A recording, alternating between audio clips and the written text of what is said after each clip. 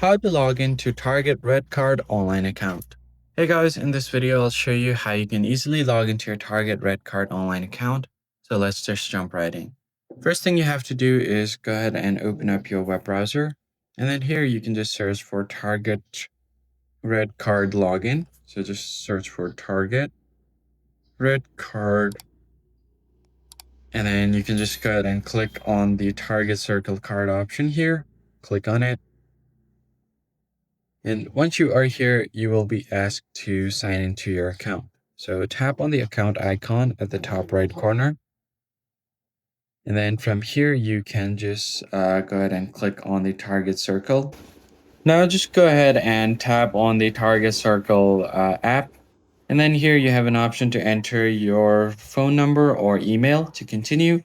Enter that, and then you should be able to log into your account.